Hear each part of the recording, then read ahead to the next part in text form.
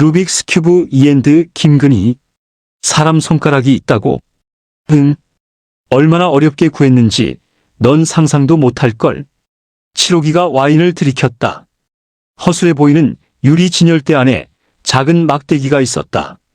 까맣게 탄 것처럼 보이는 막대기는 검지인지 중지인지도 불명확할 정도로 볼품없었다. 손가락이라고 듣지 않으면 결코 손가락처럼 보이지도 않았다. 7호기의 얼굴이 수박처럼 새빨갛게 물들기 시작한 건 그렇게 온갖 수집품을 소개해 주면서였다. 특히 한 것들을 자랑하는 모습에서 어렸을 적의 7호기가 떠오르긴 했다. 새로운 장난감이 오면 내게 먼저 소개해 던 7호기. 신나게 되면 몇십 분을 혼자 얘기할 수도 있었던 7호기. 나는 알고 있었다. 이런 7호기를 끊으면 엄마 얘기를 하기엔 그리 좋은 타이밍이 아니라는 걸. 그러다 7호기가 사진첩을 찾기 시작한 것은 우리가 거의 모든 방을 돌아다닌 것 같은 즈음이었다. 7호. 이가 무엇인가 생각난 듯 현아 이리 와봐 하더니 처음 간 2층 방으로 이끌었다. 어두운 조명의 방에서 7호. 이는 비틀거리면서도 계속 무엇을 찾았다. 이윽고 검은 자개장을 뒤적거리더니 크고 견고한 사진첩 하나를 꺼냈다. 그렇게 꺼낸 사진첩은 7호기와 어울리지 않게 낡고 초라했다. 오래되고 더러웠다. 그렇지만 나는 곧 사진첩의 특별함을 깨달을 수 있었다. 거기엔 이제는 하나도 없는 젊었을 때의 엄마 사진이 있었다. 사장님의 뒤에, 사모님의 옆에, 혹은 안락 의자에 앉아있는 엄마의 사진. 일을 하는 엄마, 집중하는 엄마, 다소곳한 엄마. 7호기가 와인을 들이켰다. 사실 최근까지 엄청 힘들었거든. 아버지가 돌아가시고 노력을 많이 했어. 머리칼이 잔뜩 빠질 정도로. 말이야. 그런데 얼마 전에 이 사진첩을 보게 된 거야. 7호기는 사장님이 갑작스레 돌아가신 거라 다들 자신을 무시했었다고 했다. 우습게도 죽고 싶을 때가 많았어. 아빠가 이룬 곳을 망하게 할 수 있다는 사실이 싫어서 세상에서 사라지고 싶었거든. 정말? 응. 미쳐버리는 줄 알았다니까. 7호기는 벌레가 달라붙은 것처럼 고개를 털었다. 그거 알아? 심지어 그땐 달리는 차에 뛰어드는 상상도 자주 했어. 차도로 뛰어들고 싶은 강렬한 충동 말이야. 차에 치이면 차라리 그게 편할 거라는 생각 때문에. 7호기는 비뚤어진 어깨를 으쓱였다. 근데 그게 정신적으로 위험하단 증상이더라고. 7호기는 콧등을 긁었다. 도로에 뛰어들고 싶은 건 그저 현실을 피하고 싶은 충동이라고 하면서. 그런데 하루는 옛날 사진들을 보고 깨달은 거야. 너와 놀던 시절을 보고 떠올렸던 거야. 어렸을 때 우리는 기억보다 더 잘했다는 걸. 7호기는 수학 경시 대회에서 금상을 탔던 순간과 미국에 정착하며 겪은 언어 장벽 같은 것에 대해 장황하게 얘기했다. 배낭여행 중 지갑을 잃어버린 섬뜩한 상황을 어떻게 극복했는지, 저 마른 손가락을 얻기 위해 얼마나 많은 희생을 감수했는지도. 거기까지 하니 마음을 다잡을 수 있었어. 7호기는 사장님과 사모님이 환하게 웃고 있는 사진을 펼쳤다. 7호기는 그들을 가리키며 말했다. 엄마 아빠도 비슷하지 않았을까? 부모님들도 많은 걸 알지는 못했지만 그냥 할 수 있는 것을 해왔을 거잖아. 그래. 나는 그렇게 말했지만 7호기의 말을 그렇게 잘 이해하지는 못했다. 할 수 있는 것을 해왔다는 것. 물론 요즘 사회가 열심히 해선 되지 않는다는 것도 알아. 7호기가 취한 발음으로 덧붙였다. 그래도 각자의 위치에서 최선을 다하는 게 먼저지. 하지도 않고 불평한다는 게 말이 되냐? 너는 SNS나 미디어가 문제라고 보지 않아? 혈뜯고 비난하는 게 너무 많지 않아? 그런가? 당연히 내가 계급을 대표하지는 않아. 7호가는 내 어깨를 굳게 잡았다. 나라는 이유만으로 대표되는 것도 있을 텐데 그조차도 난 대표하고 싶지 않아. 그냥 여러 불만을 보면 그런 생각이 드는 거야. 각자의 위치에서 잘하자. 좋은 태도를 가져보자. 이런 게 제일 중요할 수밖에 없잖아. 나는 고개를 끄덕였다. 7호기는 많이 취한 것 같긴 했지만 나는 누군가의 기분을 건드리는 일에 이젠 익숙하지 않았다. 나는 아무 말도 하지 않았다. 너는? 그런데 칠옥이는 어느새 나를 쳐다보고 있었다. 현아, 너는 어떻게 생각해? 칠옥이의 질문에 나는 그의 눈을 바라봤다. 유리구슬같이 투명한 칠옥이의 눈빛. 저 눈알 뒤에는 총명함과 자신감이 들어있겠지. 명확한 논리와 통찰이 들어있겠지. 왠지 나도 무엇을 말해보고 싶긴 했다. 그런데 거기까지 하니 궁금해졌다. 정말로 칠옥이는 내 생각을 궁금해할까? 미안, 재미없는 얘기를 했네. 칠옥이는 요란하게 기침했다. 그는 내 어깨를 다시 세게 두들겼다. 아무튼 다 내 덕분이라고 말하고 싶은 거야. 나? 순간 의아해져서 소파에 기댄 칠옥이를 바라봤다. 내가 왜? 당연하지. 칠옥이는 팔을 넓게 벌렸다. 사진첩을 본 게 최근이었어. 근데 사진첩에 있는 20년 전 친구에게 20년 만에 연락이 오다니. 칠옥이는 아플 정도로 나의 손을 꽉 잡았다. 너무 반가웠어. 우리가 요즘 새로운 서비스를 준비하고 있어. 새로운 사업을 구상하고 있거든. 일이 잘 풀리고 있다는 징조가 아닐까? 좋은 일일 수밖에 없잖아. 나는 칠옥이를 바라봤다. 그런 말을 듣는다고 칠옥이에게 승리감을 선사한다는 자각은 전혀 들지 않았다. 나는 바닥에 남아있는 아주 약간의 승리감 같은 것도 찾아볼 수 없는 상태였다. 칠옥이는 여기까지 오도록 스스로 노력하지 않았는가? 사장님이 돌아가시고 이루었던 칠옥이의 일들은 칠옥이가 하고 싶어서 한 것이고 칠옥이의 헌신과 열정이 들어간 일이니까. 그래서 확신할 수도 있었어. 내가 사람 보는 눈이 있다는 걸. 감사하게도 난 인복이 참 많은 것 같아. 인복. 나는 중얼거렸다. 인복. 그런 점에서 넌 좋은 친구야. 내가 만났던 어떤 사람보다도. 그 순간 칠옥이를 제대로 바라보지 못했다. 칠옥이가 생각하는 것처럼 내가 좋은 친구는 아닌 것 같아. 나는 대답 대신 엄마의 사진을 넘겼다. 사진첩에는 오래된 것 특유의 쿰쿰한 향이 났다. 그런 생각이 들었다. 만약 시절을 함께 보냈던 엄마에 대해 이야기한다면 어떨까?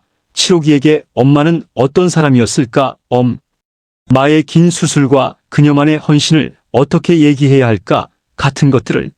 하지만 아무리 고민해도 나는 알 수 없다.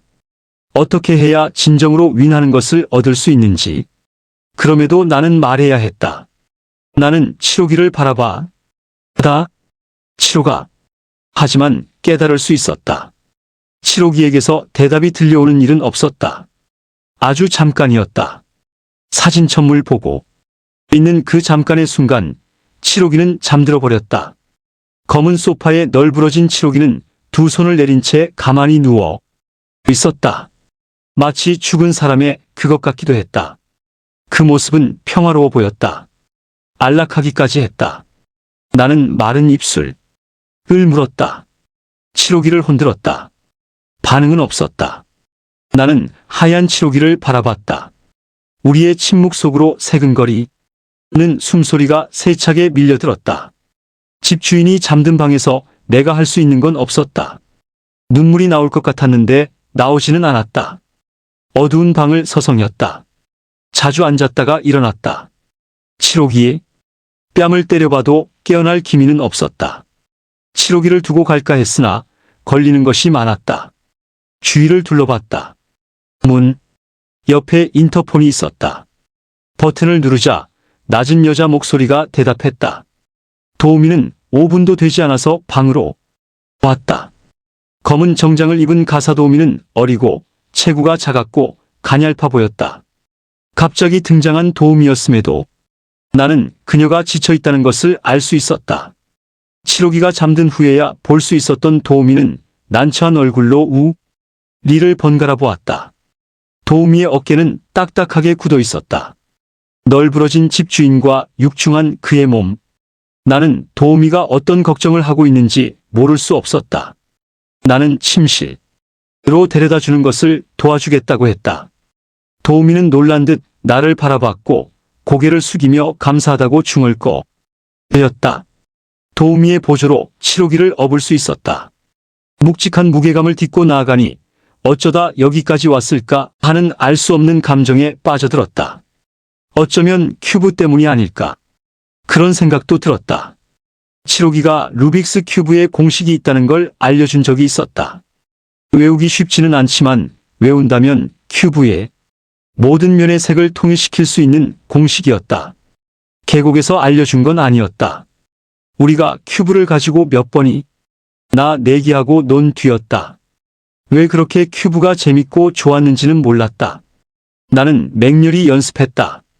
그런데 공식도 모르는 내가 얼마나 열심히 했는지 한 번은 치료기를 이겨버렸다. 그것도 우연히 이기는 것도 아닌 반박불 가능할 정도로 완벽하고 철저하게.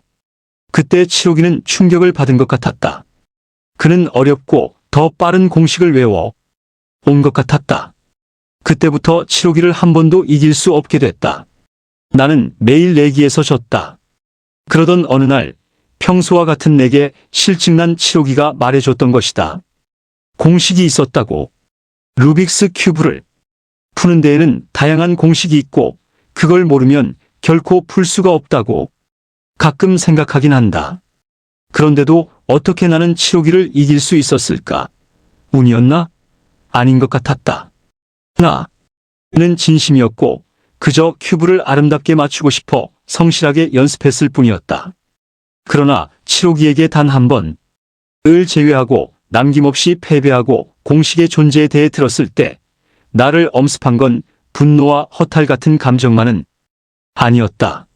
심심함에 잠긴 치료기를 바라보며 나는 치료기의 말이 틀렸음을 증명하고 싶었다.